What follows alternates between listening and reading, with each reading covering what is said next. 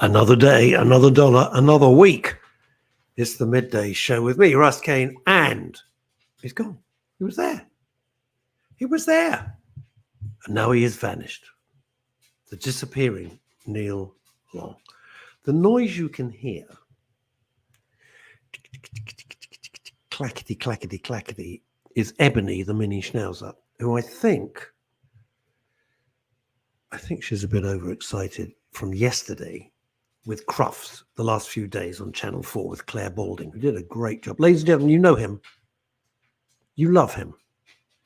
He can't go within a radius of 2 miles of the Tolworth Tower without being mobbed.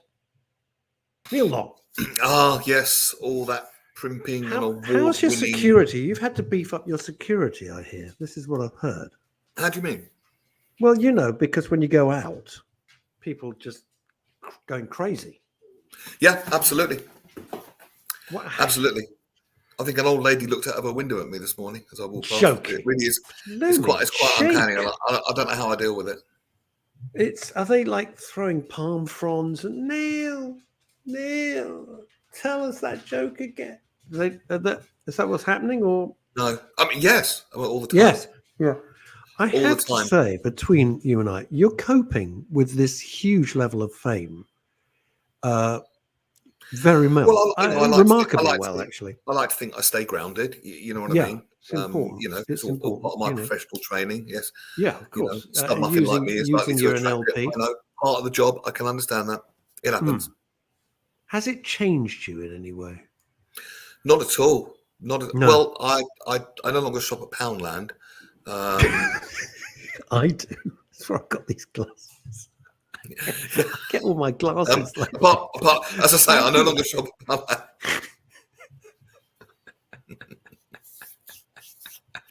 Poundland's great, although they have shifted the parameters, so not everything's a pound. No, less and less things are a pound. You can get things for £5 and £2. I know some things are 17 guineas. I bought a share in Racehorse. G'day, it's another. Well, where's your Poundland? Windsor. I go to the one in Tolworth. There's no racehorses in there. You're lucky if you get a 3-legged donkey. I bought the most amusing lobster thermidor for £1.50. No, you didn't. Oh, I didn't. No, you really didn't. Yeah, and if you did, you probably complained that it was £1.50 and not a pound. Not a pound. And they said, well, we'll take a clause and do it to a pound. Do you know why I say there's a pound? How much did the Cockney pay for his shampoo? £10. I used to have a friend, I haven't seen him in many, many years, called Barry. Barry worked down in the markets on a weekend selling tools, drills and hammers and spanners and Christ as well. And everything, I said, how much was that? Pound. Everything Barry sold was it the early Poundland? Yeah, he was, but it's the first iteration of Poundland. Pound. And it just made me laugh. So hello to Dave Sleet, to Elizabeth Green, Robert Van Buren, Barry J. Allen, and everybody else watching all over the world. We are waiting for Dr. Pam Spurr, who seems to be Pam Spurr, fantastic. Yeah, she's coming. Did I not send you the link? What have we got going here? No, we don't. Absolutely do not want that. That's weird. Kimmy Lashmar. Oh, here we go. This is an interesting thing from Kimmy. Hello. Hiya, Kimmy here. I know we lost our mums with Mother's Day. Yeah, but it makes no difference. I think of my mum every day. Hope you're both okay. Well, Neil and I both lost our mums. And I dream about my mum. I've talked about this before quite openly. I dream about her most nights, which is weird. I did last night as well. And on Mother's Day, she was all dressed up in sort of 60s gear. She had like a 60s jockey cap on and she was going out. She looked great. And it's sweet. I never have bad dreams. I always have bad dreams about my dad. Never bad dreams about, the 50, what is going on? The 50p store is upset that Longie's gone up market. All the more for you, Graham. All the more for you. Nicely recovered. Nicely recovered. I'm going to have to. What's this? Dave Sleep. I don't sound like that going for quarter pounder. Getting down. Dave Sleet speaks very nicely, which is quite interesting that he puts it like that. Where is this Pam? Can you carry on and I can come out and I want to send her the link again. I wonder if I can do that. I have no idea. Yeah. Let me come out of this for a minute. I'll do some of the comments. Yeah, you go. All right. Paul Claridge. Good afternoon, everyone. Hope you all had a good weekend. As Russ knows, my day started with feeling very low. But thanks to a dear friend and their 2 lovely dogs and winning some theatre tickets, the day ended with me feeling much better and much more positive. That's good. Good to hear, Paul. It doesn't have to be big things that can lift you up. It's just sometimes it's a lot of little things. I think taking a big quantum leap can be really difficult, but if you just do a couple of things and get momentum behind that, then a couple more things and a couple more things. I was on a fantastic call the other day, and that my teacher, and he's a great teacher, said spend as much time as you can in appreciation, because the more you appreciate, because it's an accounting term, isn't it? If something depreciates, it loses value. Therefore, the converse of that, you can't see my hands, the converse of that is if you appreciate something, what you appreciate gets bigger, and that's in line with psychological law as well. What you put your attention and focus on gets bigger. So if you appreciate things, number one, you'll feel better, and number two, you'll have more things to appreciate because you'll notice more and more and more and more. And that's all to do, if you want to be geeky about it, with something in our brain called the reticular activating system. The what? The what? The reticular activating system. Good. It's a group of cells in our brain, and it's a bit like, have you ever bought a new car and then seen it on the roads everywhere? Was the car there before? Probably, but your attention was drawn to it. Girls, have you ever bought a new dress and then seen everyone wearing it? Every girl, presumably, wearing it. That's the reticular activating system. But it just increases what we focus on. I was just saying to Paul that if you appreciate and take an attitude of appreciation, I heard it all. I could hear it. That tends to grow. Yeah. So if you buy I don't know, let's be silly. You go out and you buy a red Honda Civic. I'm not making it up. You buy a red Honda Civic, and suddenly, because of this words that I can't pronounce because I'm thick as mince. Reticular activating system, or your RAS. All you notice is red Honda Civics driving around. Is that the deal? Mm-hmm. Yes. Yeah. All the time you spend focused on what we don't like in the world, we notice a lot more of it, right? Yeah. I suppose so. But it works both ways. It works both ways because we've got a negativity bias. That's the way we tend to go. But the principle works in both directions. And what you appreciates, to use the accountancy term. Dave Sleep, one should highlight the appreciation of capacity. There's always a lot of wisdom in this short quote. One should highlight the appreciation of capacity to engage with everyone. That, I think what you're saying, Dave, is if you can have a good rapport with someone, that's a great way to begin any conversation, isn't it? And to be engaging, I suppose, is being more interested in what they've got to say than your own point of view. That's how to become the most interesting person in the room, right? Because everyone's got that sign above their head saying, make me feel important. Maybe. Do they? Do they? They really? I can hear you. I've got to... Pam is making a 3-ring circus out of this. I don't know. God knows why. Who knows? Anyway, there you go. She's got a doctor in front of her name. She should be okay. I had a couple of fun comedy gigs last week. Saying. Yeah, I can hear you. Yeah, I'm saying, yeah. Carry on. What? You did a gig, right? This is so silly. No, I had a couple of fun comedy gigs that were quite a long way away. One was in Leighton Buzzard and the other one was in Colchester. Good. Which was fun. Colchester. The A12. The worst. Yeah. That's diabolical. Yeah, with roadworks in the dark. It was great fun, I can tell you. But it was worth it when I got there because it was a great gig. Graham, maybe you should realise you shouldn't. Hang on, what do we got? Oh, it's going to be one of his funny jokes. Stop talking over me while I'm talking. It's hilarious. No, don't. It's really not. Simon White, who's my cousin. Hi, Russ and Neil. Great to be here. Lovely to see you. He phoned me today. I didn't know who the hell it was. Hello, may I help you? Yeah, Simon. What do you want? Lovely man. Lovely man. And we had a great show on Wednesday with Joe Howarth for the whole hour. So I gather. Very interesting lady. It looked jolly good. It looked very good. Thank you. She's terrific, Joe Howarth, I have to say.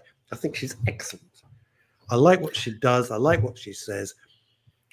The core of it, and then you jump in, right, man? The core of it is stop being a people pleaser. You achieve nothing. Every time. And I'm like, guilty of this. There's just no point. Let's just don't be a people pleaser. Be nice, be pleasant, but don't live your life trying to please other people. You're wasting your time. Because that's not possible. That Thank isn't you. possible. It means Thank you have to be psychic. You have to read what that person wants, like emotionally read it. Then you have to give that person what they want. And maybe it's something they could be doing for themselves. It can create dependency. It's not good. Liz, I went to the cemetery yesterday and daringly, for some, laid flowers on Mum's headstone. I think of her and speak to her every day as her spirit is very much alive. And her place in the cemetery is simply to appropriately house her physical remains and have a lovely monument dedicated to her and her memory. Then I went out for Chinese with a friend, which Mum would approve of too. All the best, Liz. That's beautiful. And you know what? I go and I've been very open about it. I go and see my late wife. I find I am most at peace there. I go on my own, clean up the grave, make sure it's all okay. And I'm completely at peace because I know she's not there. It's not like they're there as such. But it's a place to have, to focus. Does that make sense? It's just something to focus and reconnect. I don't know. I don't know. Why do we do it? Why do we do it? It's an interesting thought. I've never ever asked that, Longie. I've never asked, why do we go and visit the graves of those we've loved and lost? Because it's for us, isn't it? I don't want to get into the woo-woo land of do they know we're there or not. We can debate that forever. I wonder why we do it. What's the point? I mean, literally, I don't mean what's the point. I mean, what is the point of us making that visit? Because I do it. Liz has done it. I'm sure you probably do it. Why do we do it? I don't know. I think it probably is for us more than anything else. And if we find, like you, a sense of peace there, then why not? It's when I'm absolutely at my most peaceful.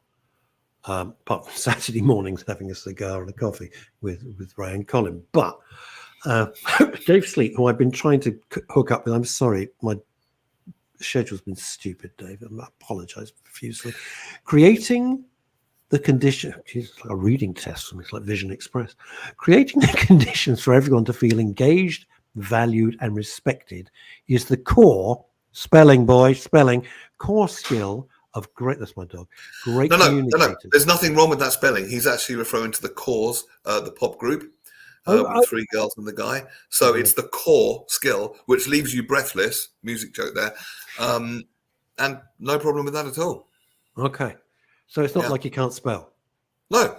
No. And the messages in the core song, what can I say to make you love me? Create rapport. The core way. It's easy. The core way. Whatever happened to the course? Dave, you owe me one for that. It's a similar reason we go to war memorials, a mark of respect. Absolutely. They're spooky, aren't they? They, you feel such a sense of loss, a sense of debt. I do anyway. I'm being prescriptive. I don't know. The ones that really affect me is when you go to the graveyards and you see the children's graves. That does affect me. Yeah, don't even want to think about that. I tell you what I am dreading. I tell you what I'm dreading as a celebrant. Doing my first death of a child or death of a baby. Dreading it. You'll be fine. Do you know how I know you'll be fine? Well, please tell. Dr. Theatre. Oh, yeah. Because you're a professional and you can move out the way and let Dr. Theatre take over. That's how I stayed on the radio doing all the shows through when I was losing my mum, apart from when I took a couple of months off. You just kind of get out the way and let Dr. Theatre do his job. Anyone that does any performance of any kind will understand that.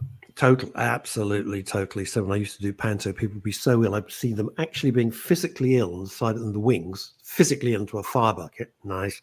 Go on, make everyone, 2,000 people, crack up with laughter and applause, come back and be ill again. I saw it several times. It's quite extreme. I've never had it that bad. I mean, I do get a little bit of nerves, but I kind of quite like that. It makes it exciting. Without that, it'd be just boring.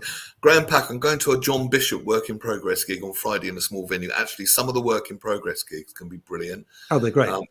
Comedy club around the corner from me. And when Mock the Week was going, he used to get all the Mock the Week people trying out new material. So you get really good names like, I don't know, off the top of my head, Andy Parsons or someone like that.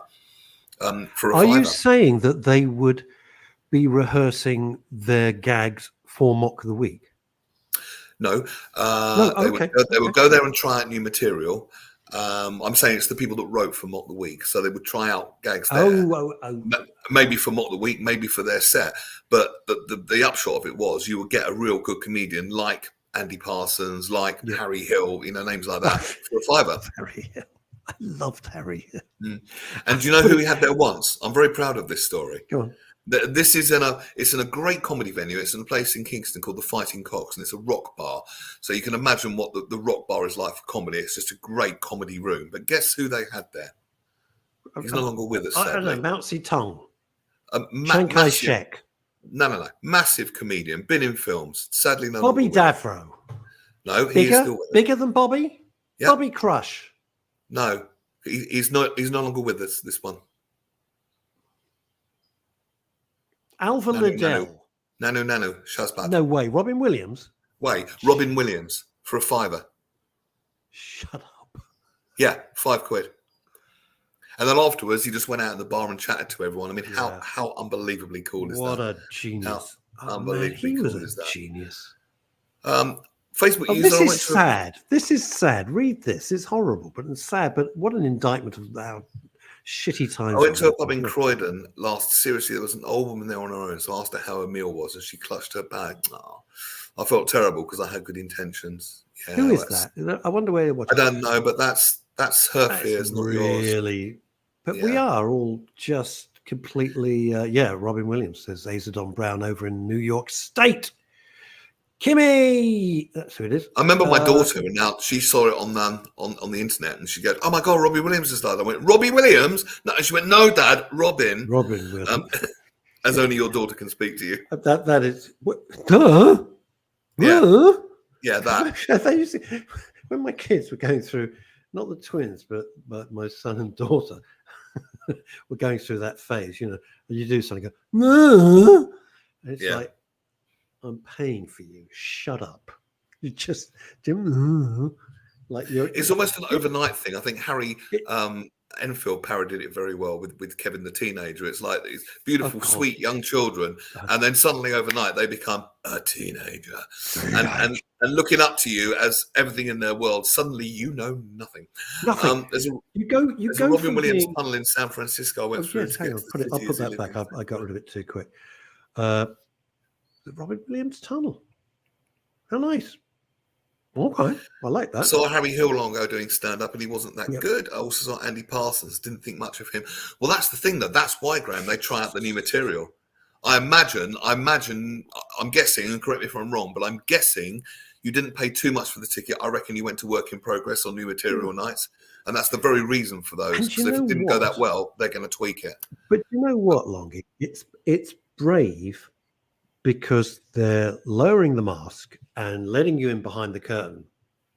And instead of seeing some fantastic act, you come up, wow, I went to the, which I wouldn't do, but say you went to the O2 and saw whoever the hell it is, Michael McIntyre, whatever. You see the act in construction. And you do stand up, I've been stand up. And it's quite a lot of work. It is a lot of work, and it's quite interesting to see how they break it down, how comedians develop their styles, and I actually find that really interesting, like the science behind it, if you like. Dr. Azadon Brown.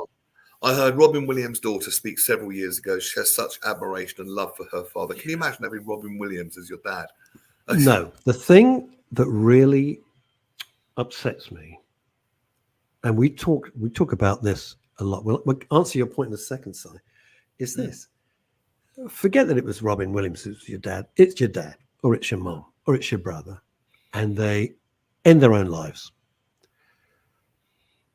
And you've got to live with that. You've got to live with that. And there must be a huge part of saying to yourself, why didn't my mom, my dad, my brother, my sister, my friend reach out to me and say, look, I'm feeling terrible, or what?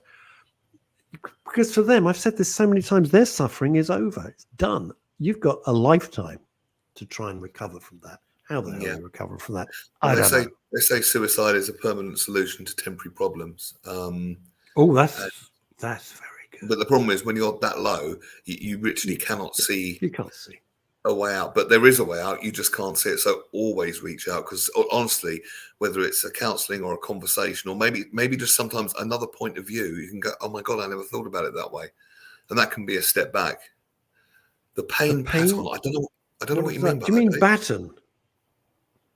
Do you mean baton, like you've passed on your pain to the next person? I would say pain. If it's baton you mean, I would call that a chain of pain, and that's when it kind of comes down God, you're generations. on fire, you know what I mean? It comes down and down and down and down and down. There's that quote in the Bible. I'm not particularly religious, but it's quite relevant. It says the sins of the fathers are visited on the son until 7 generations. And what I interpret that to mean is that bad ideas that we're brought up with, if they're not challenged, come down and down and down and down until something or someone challenges them and breaks the chain and breaks that chain of pain. That's the way I see it. I don't see it in sin as in wrongdoing as the religion would have it. I just see it as in false beliefs that limit us and stop us or interfere with us developing more of our potential, I would say. Because if you're held back by limited beliefs and limited ideas about what you can be and do, if you think you can't do something, you probably won't. And that's how I interpret that. Yeah, you do mean baton. I'd like to answer your question, Simon. Sorry? Yeah. No, go on. How long does it... Simon Wise is a lovely fellow. How long does it take to prepare for a stand-up show? I just want to ask one more question, then I'll throw it to you, Russ. What do you mean? Do you mean like physically getting ready, going out the door, and then performing my 10 minutes, or do you mean all the preparation? What part of the process are you talking about? I'll happily answer you. I think, knowing Simon for many years, I think what he means. I don't think he means how does it take to comb your hair and put your trousers on. I think he means to do a show. How long does it take to prepare the material and then rehearse until you're totally comfortable with it. Okay, well, if you I'll answer your question from the point of view of some of my comedy colleagues that went up to Edinburgh and they took their own shows. And I watched a couple up there, really good one. There was one by Jay Sodegar. I can't remember the name of the show. There was one by another friend of mine, Colin Etches, who did Attention Deficit. That was his show. The material, wow. For an hour show, they generally start preparing several months before. I would say about 8 months before to get that hour. And then they write it. And because you'll probably bear this out, because I've only got sort of 10 minutes that I do. You've got a whole hour, Russ. And hour and a half. So hour and a half, sorry. 90 minutes. Writing and tweaking and going back. No, I don't like that. Maybe running it by people that can give a balanced opinion. And then maybe taking it out to one of the work in progress nights like Graham's going to. Testing it on the audience, maybe even going on stage with a clipboard. I saw Stephen K. Amos, who's one of my all-time favourites, do that. I love him. He's fantastic. Well, Ricky Gervais did that. He had notes when I saw him in a work in progress. Yeah, they will do. It's work in progress. Then go back, make the notes, what worked, what didn't work, and then take it to Edinburgh. So the whole process like that can last several months. But for an hour. If you listen to everybody, you're going to end up nowhere. You kind of got to be, you got to be brave and you got to be true to yourself and you got to do the material that you are comfortable with and you really like doing and you think is funny. That's not ego. That is who you are. Bounce some of the stuff off, definitely. I had 2 when I started doing, I haven't done many shows quite deliberately, but I've done enough here and in Los Angeles. And when I did it, I had 2 people, one called Hilary O'Neill, one called Paul Adams. Paul Adams, the son of one of the greatest comedy writers of all time, the great Charlie Adams, who I was so honored phoned me, wanted to work with me, and died out of the blue. We had a wonderful meeting, and then he died very unexpectedly. A fantastic guy. Oh, that's awful. All your favorite comedy shows, at some point when you see the credits come up on the TV screen, Charlie Adams will have been there at some point. And Paul Adams is a very, very funny guy. And it's a horrible experience because you've got 2 people who know you know them. And they say different things. And they're sitting there like stony faced, making notes, right? And you're thinking, and you don't stop. You can't say, you're right. Did you not like, you just keep going. And then they critique it at the end. And I did the same with, before I went to Edinburgh, you were talking about Edinburgh, I went over to Linda Lusardi and Sam Kane's home, and we sat in their kitchen till 1 a.m. Linda Lusardi? Yeah, I've known her for years. And, I envy you at times, Russ Kane. Well, Linda, the thing about Linda Lusardi, in all seriousness, you've said this before, she's a beautiful person, isn't she? She's just fantastic. She's as lovely on the inside as she, and Sam Kane's a great guy. And they sat there and they were Amazing. No, don't do that, because when you get to Sam Cane's level, a pause, a breath can make all the difference. And any really good comedian would tell you it can be as subtle as a moment of timing, as subtle as a Roger Moore raised eyebrow. Something interesting I did notice about comedy. This is some of my younger colleagues. There was a bit of a debate, a bit of a spat, I suppose, on Facebook, where people say, "Oh, I've got responsibilities," and there's people that say, if you're not constantly writing, constantly gigging, that you're no good as a comedian. Blah, blah, blah, blah. And when it's that kind of attitude, all of the fun goes out of it. It is supposed to be fun. Why do we do it? Why do I drive all the way to Leighton Buzzard and Colchester for 10 minutes? Because I enjoy it. And I commented, aren't we allowed to have any fun with this? It's supposed to be fun. Comedians are not funny people. Comedians if it's just about bitch slapping each other on Facebook and saying, well, you're not a proper comedian because you don't do enough writing or you don't do enough gigs, that's just ridiculous. That takes all the fun out of it for me. Of course it bloody does. Talking of writing. Talking of writing. She writes. She paints. I don't mean she's coming around to do your hall with 2 coats of emulsion, for Christ's sake. I mean, she takes paintings. Right? She's a psychologist. She's a broadcaster. She's an activist. She's sodding brave. And she's like a pirate. But we'll talk about that in a minute. She is Dr. Pam Spurr. Yay! Good afternoon. Hello, Dr. Pam Spurr. How are you? It's nice to meet you, Neil. I'm sorry I'm late to the party. I thought I was due on at 1. Now that is not a problem. You thought you would do it. How many emails and messages did I? Hey, Pam, this is where I worry about education and getting a doctorate. What is the name of the show? It's the Midday Show, but I always say Midday Show. It is not called the 1 o'clock show. Get me another. It could be just a clever title, Russ. Rubbish. She's American. She's gone. She's finished. I'm done with this. I have never been late to a show before. Well, I take that back. I had to do an interview from my car on Saturday afternoon. Oh, you got stuck in the march. I got stuck in the march, and that was pretty weird, but we pulled it off. Could you do me a huge favor and literally lower the lid of your laptop just a fraction so we could? Beautiful. Great. My daughter always says, beautiful Bernard. Well, welcome to the show, Dr. Pam. Thank you. Now, I have to tell you, because we work several weeks in advance. I do Walk the Talk, the Hero's Journey with Mark Collin, which is that podcast. That was episode, I think we just put out episode 41 or something on everywhere. And on Friday, Pam was our guest. Wow. Because when it comes out, there's going to be a kerfuffle. I got to tell you. But we'll get onto that in a minute. If we're going to have to be brave, Longie, because we're going to go possibly, depends on Dr. Pam, but we might go into areas which are very contentious and hot potatoes. So we're going to have to be brave. But first of all, before that, be polite. Tell us about your book. Absolutely. We should be in that 3 thing. I like it when it's the 3 thing. No, it makes my face look awful. Can we stay like this, please? Not that I want to sound vain, but it's gone to his head, everybody. It has. He went to Leighton Buzzard and was a hit. He's got where? Don't you diss the tiki bar at Leighton Buzzard? Sounds cool. Tiki bar. I love that.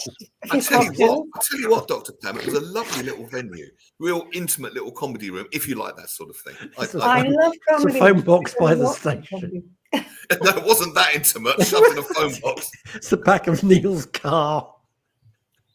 All right, we've all got to start somewhere. There's a exactly. The tiki bar a lovely buffet. Cool. But he serves a tiki bar was very cool. I'm just treating Russ with the contempt he so richly deserves. I know.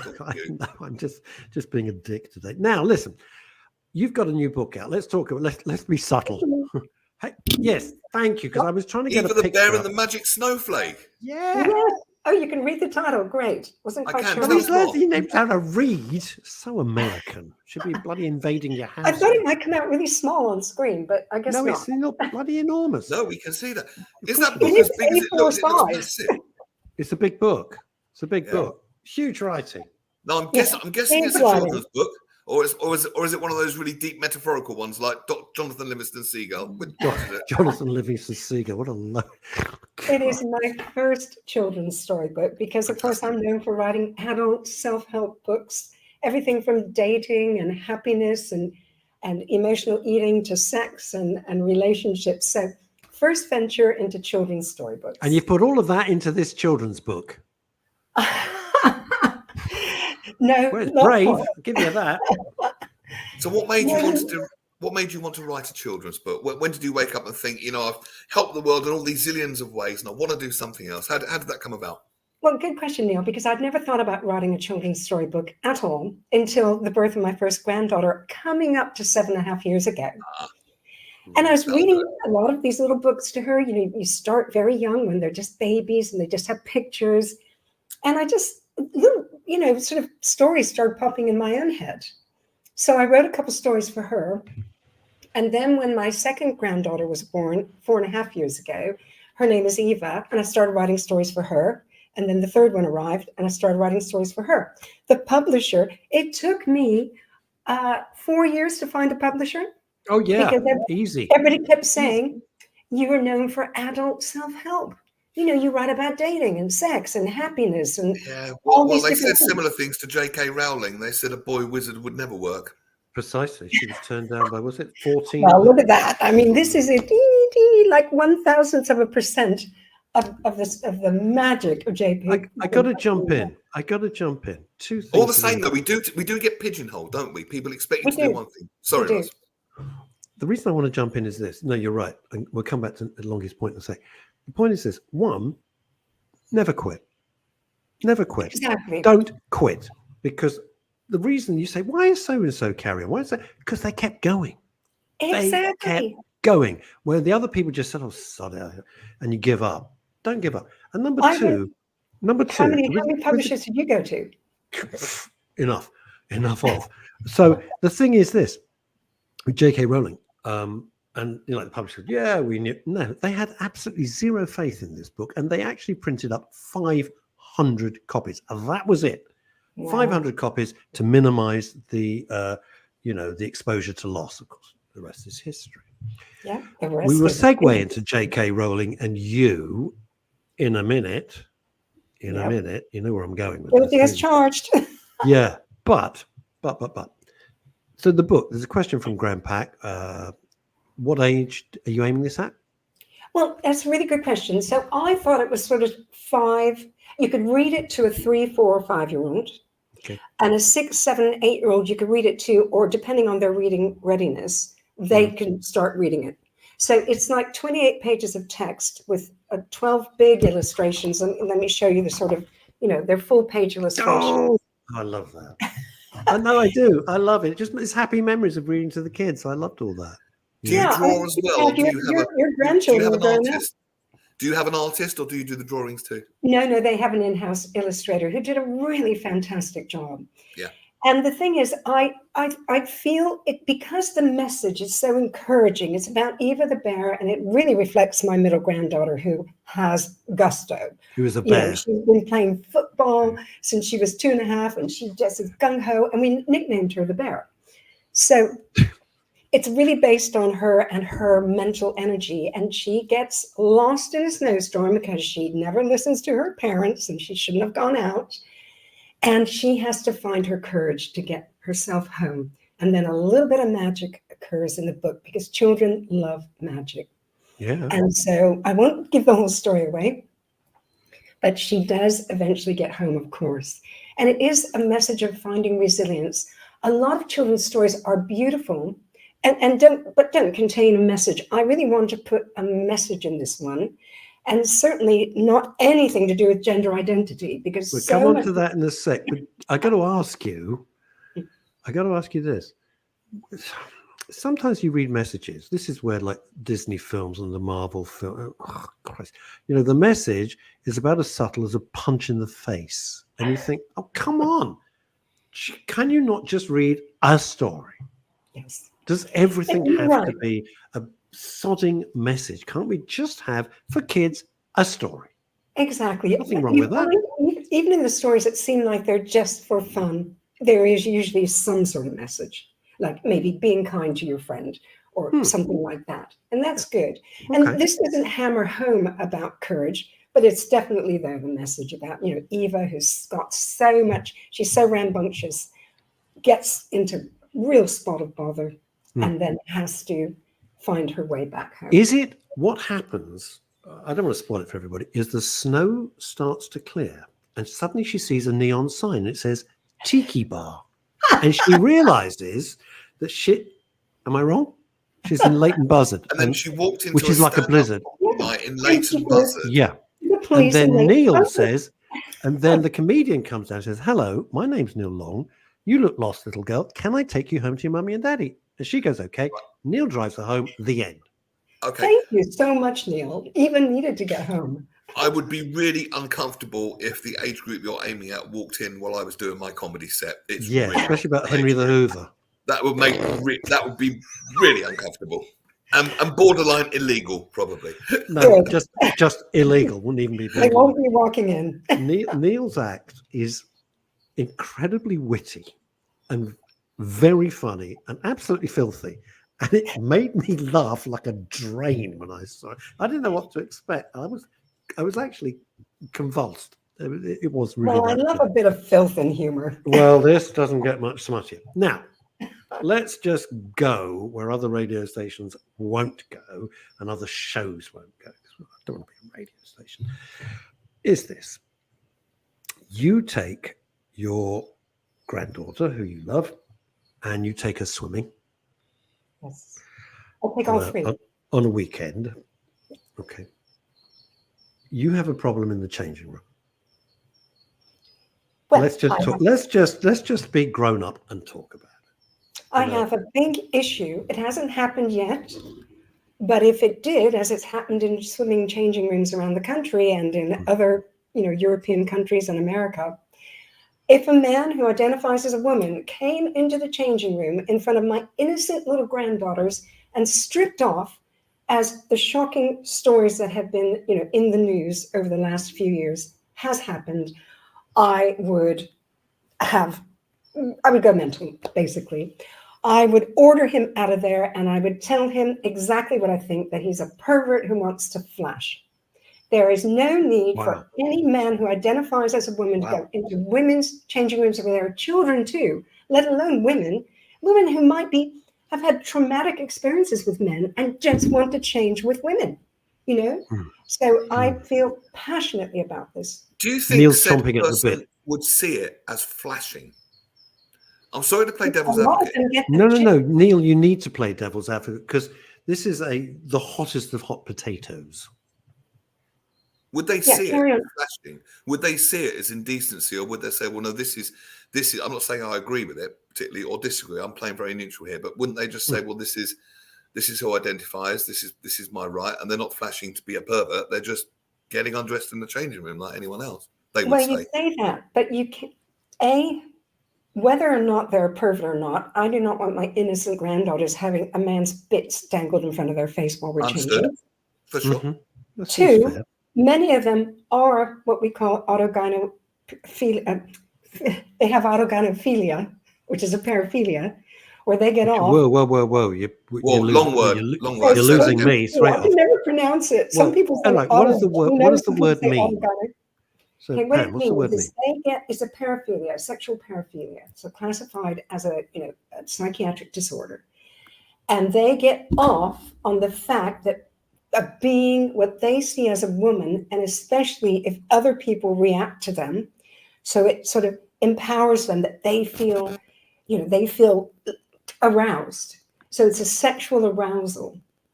So you can't weed out who has a fetish from the men who genuinely feel like they're women and want to go in. Well, I don't care. I don't care if it's a fetish or you genuinely believe that you're a woman trapped in the wrong body. You don't have the right body. And even if you've gone through the surgery, what we're dealing with, and what people don't understand, the many layers to this topic, is we're dealing with male pattern violence, male pattern sexual violence, where more men commit more acts of sexual assault by, a huge level compared to the few women who commit acts of sexual assault. Mm-hmm. So we're putting ourselves at risk by saying, oh, sure, any of you guys can come in. Who do we know is going to sexually assault a woman or a child? And also, when you look at the stats, when you have unisex changing rooms, the amount of sexual assault of men assaulting women goes up astronomically. So where they are already welcome, where people have said this is unisex, there have been far more cases of sexual assault than when the sexes are kept apart in changing rooms. Mm. So we don't want to give access to let's women. talk about You might be a you. lovely guy. You guys are lovely guys. I still don't want you flashing your bits in the changing room. She tells us now. No, I mean, if I was in a unisex changing room, I would use the cubicle. Yeah, but still what I'm saying is there's been more sexual assaults in unisex changing rooms.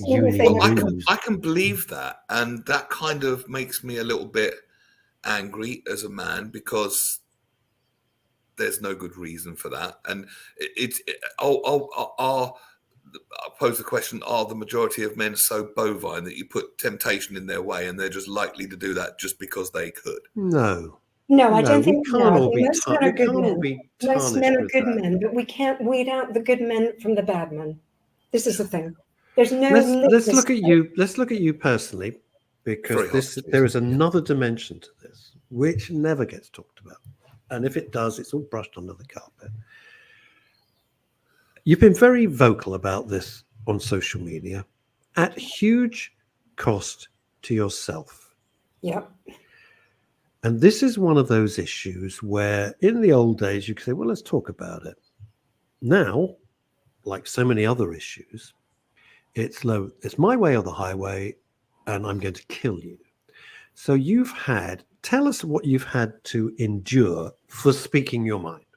Well, like so many other women on social media, and especially someone like J.K. Rowling, who gets the volume of trolling you wouldn't believe, I personally have probably blocked now at least 1,000 TRAs, trans radical activists, who have come onto my timeline on X, as it's now known, to troll me. And, I don't mind if someone says something calmly like, I really don't agree with you, Pam. Have you thought about this side of it? That's fine. I'm not going to block anybody like that. That's healthy discussion. But that's quite rare. Instead, I get people coming on saying, you fascist, bigot, Nazi.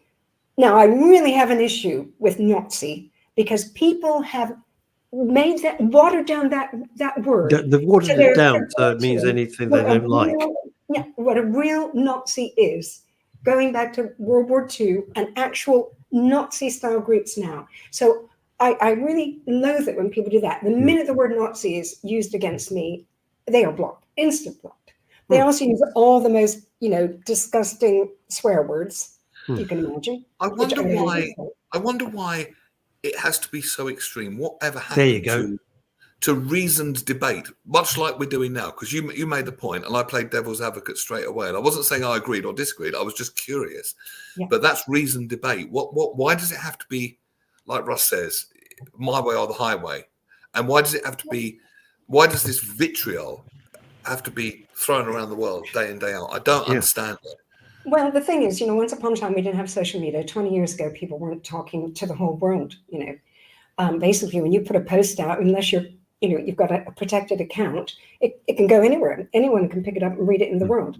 We used to have like our group of friends who were maybe shared a lot in common with. You still might have had those arguments in the pub about Brexit or something, but going back, say, 20 years ago, about, Labour or Conservatives or whatever. But it kind of stayed within your group, and you kind of worked things out. And there you were face to face. You were unlikely to say the sorts of things that faceless trolls say on X. Well, this is the thing. My rule on social media, and touch wood, I've never got into trouble. My simple rule of thumb is, if I wouldn't say it to your face, I wouldn't put it online. There you go. I absolutely love that. But the trolls don't do that. They will say anything. And I often wonder, will they say it to your face? No. Of course they wouldn't. Yeah, but listen, I've been to a number of Kelly J. Keene's Let Women Speak events, and we've had TRAs, trans radical activists at times screaming swear words in our face. The police on the whole have been pretty darn good about controlling them. One time in particular in Hyde Park, another one of the women there, and I kind of squeezed out, and she said to the troll who was trying to face us down, if you even touch us, you are going to be in such trouble. And we managed to get through. But they do say it in person, these people, always with the black masks. Oh, they got black masks on? Oh, they Of come course with- they have. Then they're not really saying it to your face, are they? Because they don't want to be identified. So it doesn't. What's Oh, these that's people- good, Dave. In your face. Oh, yeah. this is. I know exactly what you mean. I'm just. It's just that. But if they're so sure of their message, why would you need to hide yourself? It's I- empty yeah, vessels. What are you hiding behind? I love this from They're Dave. their Empty mothers. cannons make the They're their loudest mothers. noise. They don't want their mothers to see them, Neil. I absolutely Let me think, ask you this. because a lot of this is filmed Pam. and put on social media. Pam, who are these people? Are they men, women? What are they? I don't mean, I'm not being rude. I mean, when they come up to you, what sort of people are they? Mainly they're men in person, but a lot of women too. And mainly on the trolling online, it is men. You can tell by what they say and their profile, even if they've got a little avatar sort of thing. Mm-hmm. And they've latched on to this movement, which started as the kind of be kind, let's be diverse and accept everybody into our lives. Mm-hmm. And they've latched onto it with this pathological anger. It's really extraordinary. You think, What are they angry about? Well, here's Why the thing, are they're they so angry about angry? women saying no to men. Basically, they're extreme misogynists. They do not want women to have their own things. They do not want us to have our own sports. Or And that wars. sounds a bit incel-ish, doesn't It's it? very incelish. Yeah, key word. So I many tell of you them are what, there was incels. a fascinating, interesting you've raised this. There's a fascinating and really beautiful interview with a chap called Gavin McCoy, who was Steve Wright's best friend, because we sadly lost the brilliant broadcaster Steve Wright. And he Yeah. did a lovely interview on BBC Radio. And this is relevant, Russ. I'm not going off at a tangent. No, go on. And he was talking about people that got offended. People asked, was Steve Wright, did he ever offend anyone? Like Mr. Angry, that might offend old people because it's that voice. And actually, that was Gavin McCoy that did that voice. He's a very good voice artist. Great guy in radio, by the way. I will say that in public. Lovely man. Anyway, and he said there's a group of people called protectors. And they're people that get angry on someone else's behalf without really knowing or understanding what they're getting angry about. Mm-hmm. Yeah, they look for a cause and they latch onto it. And as I say, they have I once pathological had a anger complaint issues. at one of my comedy gigs, and I've done probably 170 gigs, and never before or since. But one of my songs, it's a parody of a certain big pub chain, and it's clientele. You know the one, Russ. And I was accused of punching down at the working classes. That wasn't what I was doing. But the people who actually work for that pub chain have heard the song, and they find it funny. And that's a perfect example. It's people getting annoyed by proxy almost. You're absolutely right. And there are many people who historically latched onto causes because they need a cause and they get very angry about it. Yeah. And often these are quite, going back when you look at the women's rights movement, a century ago, what meant is I once read an article about the sort of things that male politicians were saying at the time. And it's quite extraordinary that the kind of misogyny, they just felt women were third-class citizens. Forget second. Have you seen those things from the 50s of how to be a good wife and what your husband expects of you? Have you seen those Woman, things? know your place. They're unbelievable. Well, Harry Enfield parodied that Harry brilliantly, but it was just like that. Enfield. This is what I you love do, that sketch. what you shouldn't say in Harry public. Enfield, You don't want to Where do embarrass you your find- man and all that. It's crazy. But But Pam, the thing is, Pam, social media whips it up even It does. more, this frenzy, and makes the divisions even more. of course it rough. does. It does, and it's clickbait. Pam, how do you find and I think about this a lot, and I think about you, I'd ask the same thing to Tracy Ann Oberman, I'd ask the same thing to Sharon Davis, I would ask the same thing possibly to Rachel Riley. Where do you find the courage and the strength to stand by your convictions and endure this absolute tsunami of hate? Good question. As well as the loss of about 10 acquaintances, not But they're true friends. acquaintances, so They were acquaintances, but people I'd have drinks with or lunch occasionally or have big chats at, maybe a party, those kind of people. That's been quite shocking because I've not done, say, friends of mine who vote Conservative, because I don't vote Conservative. I just wouldn't do it. It's not, unless they were always at me about, you've got to vote Tory, blah, blah, blah, then that would get annoying. But that loss and some financial loss, which I won't go into, but, well, do you mind me referring back to the podcast, which I know is coming out? No. The podcast will be out in a few weeks. We're going to this for an hour, but go on. No, of course. Well, as I said, if you have purpose and connection, that's a tremendous foundation for fighting for something. My purpose is, I did start making noises about gender ideology maybe 6 years ago, but, kind of hid under the parapet because of the trolling, and especially when I came out in favor of JK about 4 years ago. But with the arrival of my granddaughters, I want to protect their rights. I want them to have boundaries. I don't want the word woman erased. I don't want my two oldest granddaughters are very sporty, especially the one who plays footy. I don't want them competing against boys, and it gives me purpose. I then also have the connection of a very strong family and some really great close friends. And when you've got that connection as a foundation that lifts you up, and you've got that purpose, then it's much easier to just withstand the onslaught of hate. Yeah. Because it is hate. It is hate. I mean, it's blind hate, isn't it? You've hit on two very key words there. I'm reading Paul McKenna's new book at the moment, and there's seven things to create your optimal state as a human being for most success in the world. And there's a whole chapter on purpose and a whole chapter on connection. I haven't read the book. Two chapters.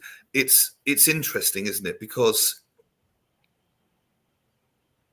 I'll come back. I just want to think about how I'm going to phrase this. I'll come back to you in a second, if I may. Okay. But it does take courage. I think it does take courage. Whether you agree with you or not, but park that for 1 minute on a strictly human level. No one ever talks about this. That people get guests on, then everyone starts screaming and shouting like raving lunatics. You see it, so I don't watch the news if I can possibly avoid it, and all the rest of it. And they never say, how are you coping with this? How on earth do you get out of bed? Oh God, another week of this. Yeah, because people just want trauma. They just want another fight, don't they? I think. Yeah, they do. They want trauma in their lives. They want that kind of. I remember what I was going. I thought of what I was going to say now. In NLP, which I'm sure you're familiar with, Dr. Pam. Yes. One of its premises is behind every behaviour is a positive intention. So I'm thinking, what's your positive intention? And when I think about it, it seems very obvious. You want people to not have things, not have things forced in their face, metaphorically, I mean, you know what I mean? Ideas, I mean, not to be treated differently. So I can see all the positive intentions behind this. I find it very understandable. I imagine there could be some incidents where it could be sort of an innocent mistake where somebody didn't really think. But I definitely see where you're coming from. I don't think these are innocent mistakes at all. Yeah, they're really deliberate targeting. I have to say they're hardly mistakenly the things they put in. And I can't. Oh, I'm so sorry. No, I'm sorry. I didn't mean the comments you were receiving. I meant about trans people getting undressed without really thinking about it in the changing room. That could be an innocent mistake. Didn't really think. That's what I meant, not the comments. Oh yeah. And now I think anybody who identifies as trans knows what the arguments are going on about. So I think they're now very aware of how women feel. But Russ, you're right. There are days where I think, do I really want to? Do I need this? Have this fight today? Yeah. Do I really want to go on X? Because I use my Instagram account very rarely, and it's always just been about art. I've done a little bit about the book recently, but it's not been anything political or culture wars. But you're right, Russ. There are days where I just go, oh my goodness, what's going to happen today? Yeah. But I just think, okay, I've got the block button. I will just block these awful people. But sometimes you say the most innocuous thing. I remember on my morning show on a local radio station, I happened to be audacious enough to say that I liked Barack Obama. And I'm not saying I agree with his policies necessarily. I just liked him as a statesman.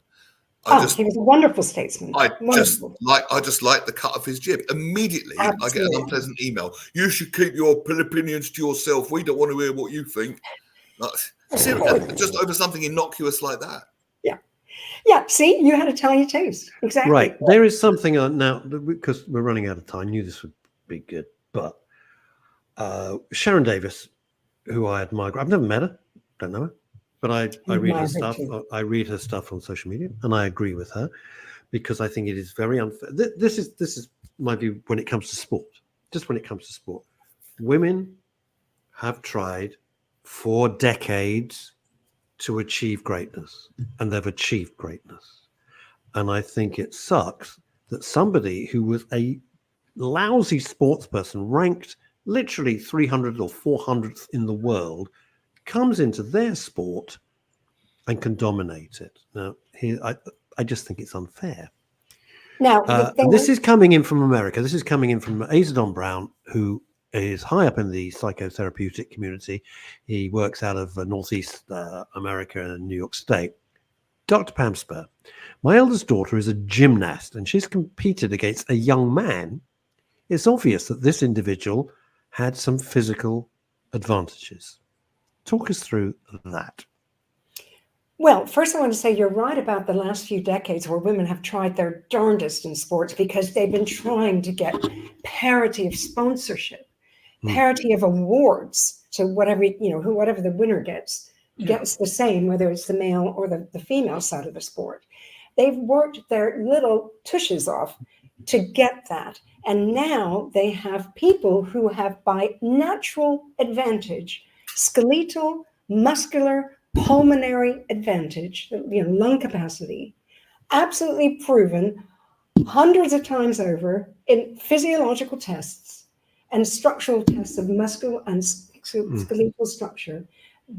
Boys, particularly when they go through male adolescence, male puberty, they get all those advantages.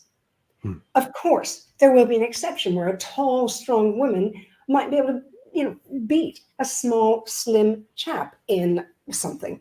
Okay. But overall, there is no fairness when you're... So my question is this. Why didn't the governing bodies of whatever sport it might be, swimming, I don't know, athletics, pick whatever you want, why didn't they say, no, we're not having this. This is not right? Well, that started out in some sports. Some sports have now made those things like British cycling, where they're going to, they've banned men who identify as women from the women's cycling. Okay, and that's happened with other sports. Because institutions have been captured by the Be Kind movement, by the stonewalling of institutions. And that includes every institution, from schools to sports and all points in between. So sporting bodies were told, well, you have to be trans inclusive. You have to be fair. It's only who's fair. Who's told them, though? This is the great word. Pam, this is where I get confused. This is the great word they. They told, and I always go, well, who is this they? Yeah, told by who? Okay. Well, Stonewall, until 2015, Stonewall was an LGBT organization for same-sex attracted people. They then added the T in about 2015. Okay. At the point then, they were stonewalling, as I say, all organizations. So British sports say, oh, we need to learn about inclusivity. Why didn't they tell them to start off? Why didn't they? I mean, seriously, if you've got women's swimming, let's take women's swimming, just as an example, right? Take women's swimming. When they just say, I don't think so, thanks. No, we're not going to do it. What are you going to do about it? Because they were made to feel that if they weren't inclusive, they'd be breaking governmental policy. So it gets really technical. Things like schools. There's the 2019 Relationship, Sex, and Health Education Act that is enshrined in law. And part of that act says you have to teach about gender identity and ideology in schools. So the schools are captured because whoever pushed it through, Stonewall being one of the biggest organizations that pushes these things through, but there are other organizations who have a lot of clout. They pushed that kind of, got that pushed through Parliament and approved. So now, if we don't want our 4-year-olds taught that you can be a boy if you're a girl, and if you're a girl that you can be a boy, we're going to have to get the 2019 Act changed for that aspect, because that's enshrined in law now. So we're really fighting this tidal wave, a tsunami of institutions who have changed their policies based on being inclusive, and some of it enshrined in law. In your opinion, Dr. Pam, what would be a healthy way to teach these subjects, assuming it wasn't enshrined and didn't have to, but obviously it's not going to go away. So what would be a healthy thing where people don't get discriminated against or sidelined or judged, but equally it's not forced on people either? What would be a healthy way of approaching well, first off, I don't believe there's such a thing as a trans child. And if you look at the Cass review that looked at the gender identity clinic, that was run by the Tavistock, and it found that 75% of the children saying, I don't like my body, I don't feel right in my body, had 5 or more comorbidities. So they had been bullied, they had had sexual abuse, they had had trauma, they maybe had mental health issues. And the easy out for them was, it's all because I'm in the wrong body. So I don't believe any child should be taught that. Okay, so what children should be taught So they're not receiving the right treatment then, these people? No, they didn't get the right treatment. A lot of them are now going to sue the Tavistock. Evidently, something like 1,000 people are going to be going in a joint action. Sorry, they're going to sue them?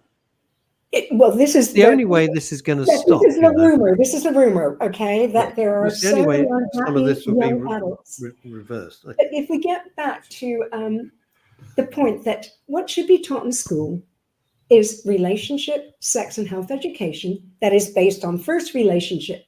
Know your boundaries. Learn self-respect. Learn respect for others. Learn that when you don't feel right about something, you say no to whoever's asking you. So that's the first step. Then they have to learn about biological sex. Of course, children need to learn about how a baby is made. Then they have to learn about health. And they need to learn about things like same-sex attraction as they get older. That's really important because there are a lot of LGBT kids. But no child should ever be told, oh, you can choose from one of 110 gender identities. You may be in the wrong body. No, they just need support for the unique personality they have. Exactly. That's a lovely way of putting it. That's a really nice way of putting it. I agree. I fully agree. You dropped some stuff on me when we last spoke about, and I thought I'd misheard, to be perfectly honest with you, what is being touted as the number of genders that are. It was so simple. Like a Dulux Pantone. There was 3. You were straight, gay, or bisexual. And it was so much simpler back in my day. Well, tell us how many they're saying now. Okay, well, this is where I say Greek mythology might as well be taught as fact. You might as well teach children they can be a centaur, or they can be whatever. They can be the half man, half creature. Be a minotaur. Because that's got as much fact as you are in the wrong body. So, oh my gosh, sorry, what was the question? I got. Oh yeah. Well, so the gender ideology. How many? There are 3 gender ideology systems that I know well, so I'll mention those. One touts that there's 58 genders you can choose from. 58. Stellar gender. You love the stars. I'd say you're interested in astronomy if you love the stars. Cox, basically. Yeah, and Brian Cox, Patrick exactly. Moore. Now, that's the one that the Irish government is using. And I remember one Irish senator protesting, how on earth can I ever learn the meaning of 58 genders? Then there is one by a medical group online that touts there's 72 genders. So they add even more in. And then the BBC film that was made about 6 years ago touted, I think it was 110. Mm-hmm. It's all just made up. Someone's gone, let's think of some fun names. I like the stars, but that's got nothing to do with my gender identity. Well, exactly. And, all this is rooted in an old-fashioned ideology that girls have to play with dolls and boys play with soldiers. And that's old-fashioned. Boys can play with dolls, girls can play with soldiers. It doesn't matter. It doesn't stop you being a boy or a girl. That's where we need, that is the refreshing and open-minded outlook. Whereas the Charles say that's bigoted. It's not. Mm-hmm. Gender non-conforming behavior should be celebrated. It does not mean you're a different biological sex. It simply doesn't. Coming back to Dave Sleet, who I have an enormous amount of respect for, says the danger of, I know we read it before, but think about it. The danger of the media blanketing of all trans the same. It's an extremely militant attitude in the very minority who've confused the difference between gender and biology. I've, as everyone knows, stayed out of this argument because I just have. All right.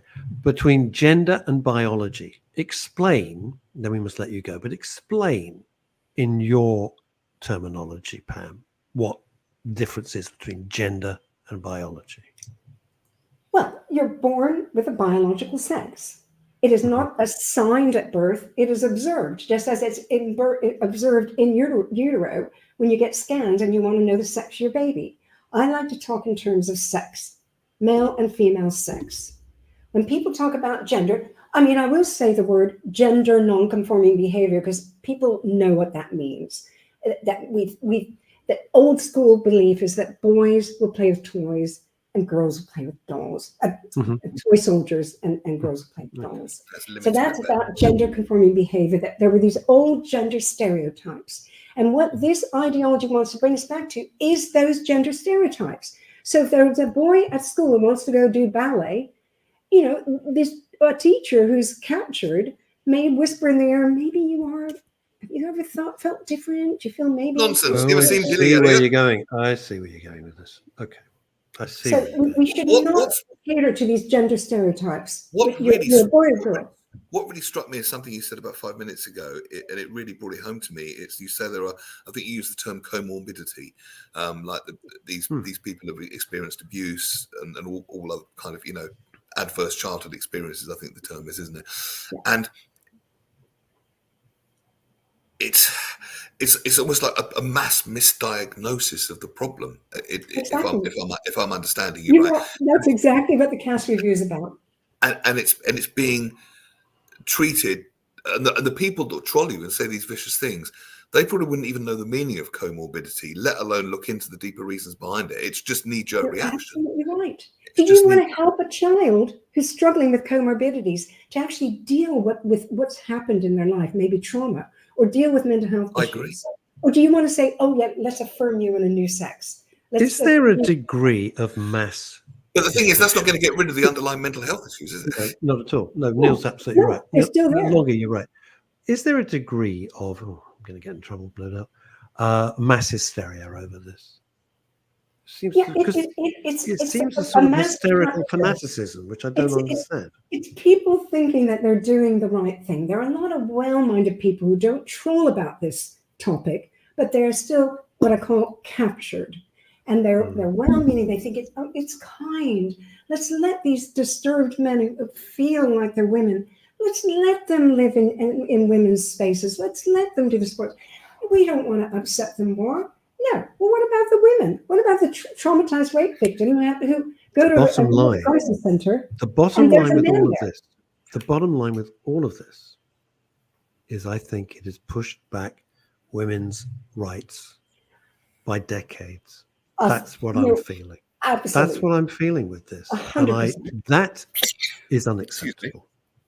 Absolutely. Women you know, I'm very happy for people. They want to do what they want to do what they want to do. I don't exactly. If you Great. want to as long as it doesn't frighten the man on the Clapham omnibus, as they used to say. Good luck. Lead your life and be happy. I 100% agree. That's paraphrasing J.K. Rowling. And it's good to be inclusive. I just got to finish my to point. But you've got to consider everyone in that equation. Otherwise, it's that's just my point. Don't do all this. You be happy. Do what you want, but not at the expense of somebody else. Yeah, exactly. That's my take on it, and I don't get more complex than that. That's kind of it. Very liberal attitudes about how people want to live their lives. Consenting adults, you know, do what you want. Fine. You have to respect women's rights and boundaries and girls. That's what it is. That's what it is when you fought so hard. Right, before we let you go, this is the beauty of the Midday show because we can go on. Except I've got to do a podcast in 5 minutes. But it's been a fascinating conversation. I've loved it. I knew you'd love this, Neil. Before we let you go, let's see your book again. Eva Come the Bear. on. It's called Eva the Bear and the Magic Snowflake. And Eva does not walk into a comedy club in Leighton Buzzard. I would like to point out that storyline is not next in one. the book. That's and the you next can order one. on Amazon or from my publisher, Austin Macaulay. Thank you. Here we go. We're going to end up with this lovely comment. Just don't preach and ram it down people's throats. Yes, the phrase extremism must pass. I'm Team Pam. Yay, Oh, Team Pam. There you go. What a better way Can I to tell end you, the show. because we can go on a bit, can I just tell an interesting story about a troll? I don't know if you saw there's a documentary a while ago, and it was called Chasing the Trolls or something like that. And they were determined to track down these people that do exactly what they do to you, I Dr. think I Pam, saw that. troll, and say, did you see it? And when they found the guy that did it, I think this would take 90% of the sting out Of of it. course it would, yeah. He was such a sad tosser. Sorry. Yeah, he was. He really wasn't threatening at all. He was sad. And it was so obvious he was just doing it to make himself feel big and make them feel Bigger. small. Big up. And when you went, it's like the Wizard of Oz, when you saw the man behind the curtain, It's like, 90% what's of the that fear about? went out of it for Yeah. me at that point. If you could see First troll in literature, the Wizard of Oz. Pam, we wish you well. Thank We you. send lots of love. Thanks for coming on the show. Thank you for Good having luck. me. Sorry I Good was luck. late. Good. You're American. I was and on blonde. American time. There we go. Nice modern reference. She's American and blonde. I'm lovely British to meet you, too. Dr. Pam. I'm the two That's sisters. Oh, blonde, yeah. I can take the fascinating blonde. conversation. It's been Bye, great. guys. Neil will be back with his in-depth looks on Wednesday, and I'll be back with the gang on Friday. Can I just tell you what I'm doing on Wednesday very quickly? Yeah, go. No, please. What are you doing Wednesday? Okay. I've also got a funny story about International Women's Day. Have we got time for that? Kind of. Go on. Go on. Yes. You good. try and do the right thing. So on Friday, it was International Women's Day, and I work with some fantastic women, and I'm friends with some fantastic women, and I'm all for all of that good stuff. And I thought I would tag in 92 of my female friends and just say, shout out to the girls. So I tried to do something nice. That was the good idea on Friday. On Saturday and Sunday, I spent the whole days apologising to the 4 people that I forgot to tag in. Oh, I've done that before. I've stopped doing those where you want to recommend someone. Yeah. And I love women, but my God, they never forget. I'm never going to, this is never, ever going to be lived down, you ever. are dead meat, and you know And it. on Wednesday, I'm talking to, this is fantastic, a chap called James Reed, who is the founder of Fink, F-I-N-K, and it's social enterprise street food and events catering. Yes. Smashing, Cool. Oh, well done, you. That's great. smashing mental health stigma, Oh. one bite at a time. I love that. I love that. Cool. And coming in from America, last question. What is Dr. Pam Spurr's web address? I'll pop it on the screen. What is it, Dr. Pam? It's drpam.co.uk. Oh, sorry, Dr. Pam. .co.uk. There we go. Or on X, it's at Dr Pam Spurr with 2 R's. Like that. Is that it? Is that your email address? Is that not email address? God, that's the last thing. Oh. www.drpam.co.uk. Is that it? Great. It's very short and sweet. What a show. What a show. Neil, Thank you, the darling. show on Wednesday is going to be a Lovely to meet belter. you, Neil. Until then, bye, everybody. Bye Good now. afternoon. Bye. Have a great day. Bye, Dr. Pam. Bye. Oh, he's gone. God, he always does that. He just disappears so quickly. It was lovely to meet you. I have to run too. I feel just to clarify, mortified. I didn't mean it was a mistake when people were trolling you. That came out wrong on my part. So I didn't even take it that way at all. Good. Great. Lovely to have met you. Yeah, lovely to meet you too. Take care. Okay. Bye-bye. See you again, hopefully. Bye-bye.